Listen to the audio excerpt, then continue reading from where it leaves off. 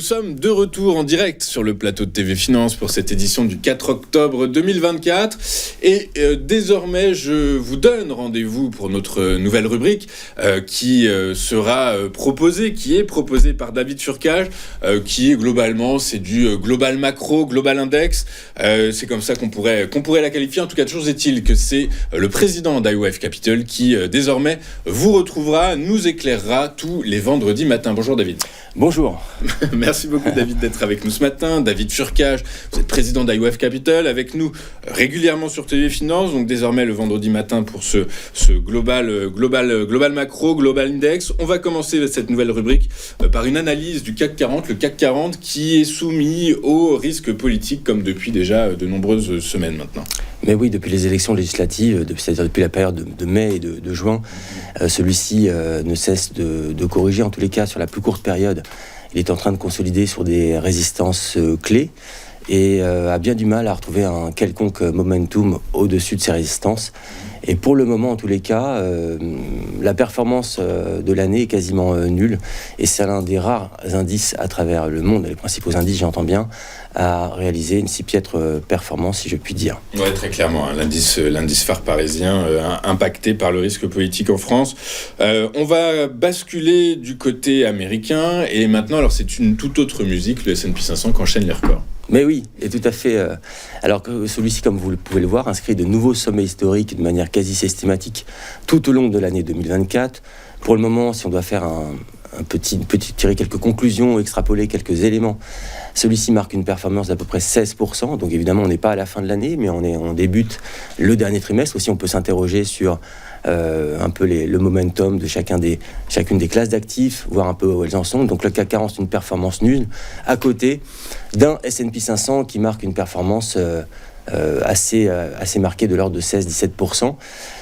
Depuis le début de l'année, et pour l'instant, rien ne l'arrête. Vous voyez qu'il évolue au-dessus de sa moyenne mobile à 200 périodes, qu'il marque de nouveaux sommets historiques de manière assez régulière. Pour l'instant, le momentum reste intact et il pourrait encore, d'ici la fin de l'année, marquer de nouveaux sommets. Ok, très clair. On va basculer sur les bons du Trésor américain à 2 ans.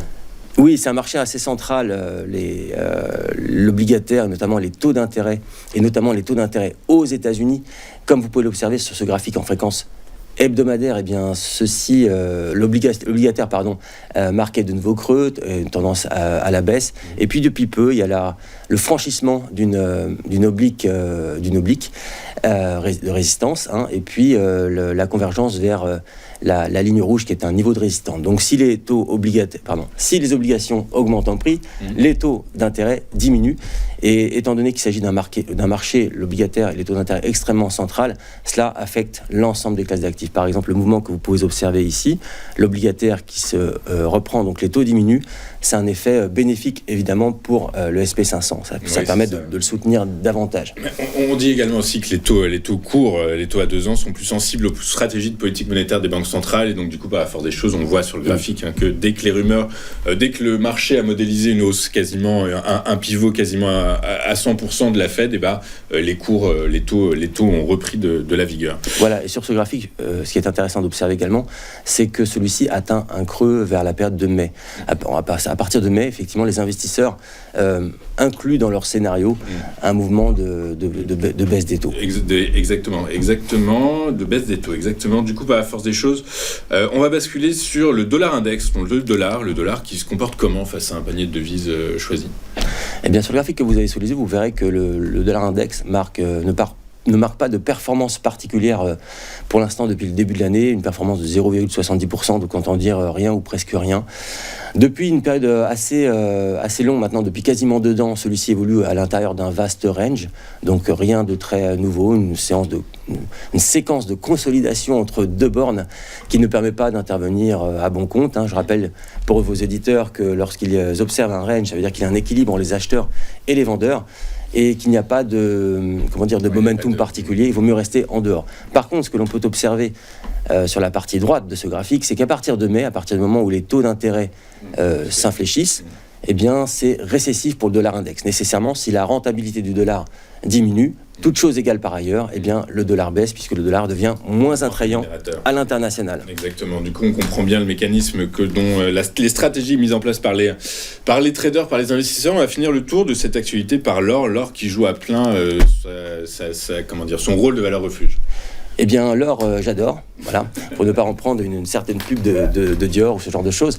Effectivement, vous voyez, celui-ci marque l'une des plus belles progressions parmi l'ensemble des classes d'actifs cette année, pour une progression de l'ordre de 23% depuis le début de l'année, et ne cesse de franchir et de nouveaux sommets et caracole en tête des actifs les plus rémunérateur cette année. Vous voyez qu'il progressait à l'intérieur d'un vaste canal pendant plusieurs années, et ce canal, la borne haute de ce canal a été franchie, et ça a libéré un nouveau potentiel, un nouveau momentum vers des objectifs théoriques qui sont à chaque fois franchis.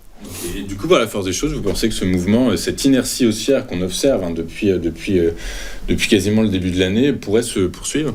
Pour l'instant, il n'y a rien qui l'en empêche. Vous voyez il n'y a pas besoin d'être un fin technicien pour voir que ça progresse. Ça marque des points, des creux et des sommets ascendants. J'en vois à la théorie de Dow sur la manière dont on structure un mouvement haussier. Donc, franchement, oui, l'or a encore de belles semaines devant lui, ça c'est sûr. Et également poussé par la baisse des taux d'intérêt aux États-Unis. Je répète qu'il y a un effet récessif sur le dollar. Et nécessairement, il y a en analyse intermarché une corrélation, le plus souvent de manière classique, inverse entre la progression ou la régression du dollar et les mouvements de l'or. Donc le dollar est en train de baisser, l'or s'apprécie, ça c'est encore un événement qui pousse l'or toujours plus haut.